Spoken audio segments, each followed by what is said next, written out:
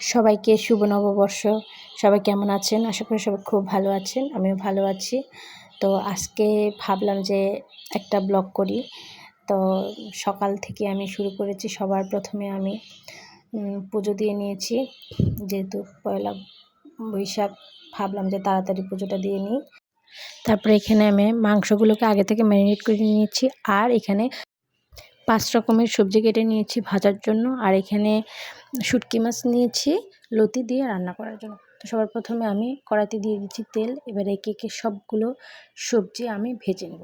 আর অন্য কড়াইতে আমি তেল দিয়ে আলুগুলো ভেজে নিচ্ছি। তা আলুগুলো ভাজা হয়ে গেছে, দিয়ে দিচ্ছি কড়াইতে পেঁয়াজ কুচি। তারপরে দিয়ে দিলাম ম্যারিনেট করা মাংসগুলো। এই যে আমি কষিয়ে নিচ্ছি।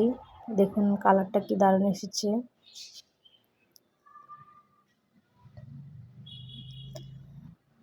তারপরে অনেকগুলো ভাজা আমার হয়ে গেছে। তারপরে শেষে আমি ঢেঁড়স ভেজে নিচ্ছি।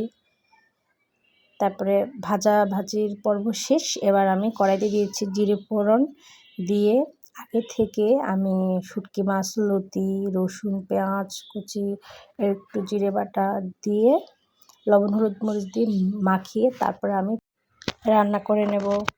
তারপরে এখানে আসলাম পাখিদের সাথে দুষ্টুমি করার জন্য। আমি রান্নার ফাঁকে ফাঁকে পাখিদের একটু সময় দিই, ভালো লাগে তাদের সাথে দুষ্টুমি করতে। কার কার বাড়িতে এই পাখিগুলো আছে কমেন্টস করে জানাবেন।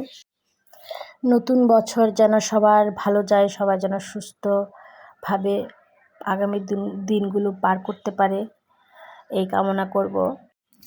পহেলা বৈশাখে কে কোথায় ঘুরতে গিয়েছেন বা কে কী করেছেন সেটা অবশ্যই জানাবেন। আর সারাদিন আমি বাসায় ছিলাম, কোথাও যাইনি। ভাবছি বিকেলবেলা একটু ঘুরতে যাব। এবার পাখিদের সাথে দুষ্টুমি করা শেষ। এবার ভাবলাম যে কি রান্না করছি সেটা আপনাদের সাথে শেয়ার করি। এখানে রয়েছে ভাত, তারপরে রয়েছে এখানে লইট্টা শুটকি দিয়ে লতি, তারপরে এখানে 5 রকম ভাজা, ঢেঁড়স ভাজি, করলা ভাজি, বেগুন ভাজি, কুমড়া ভাজি, পটল ভাজি।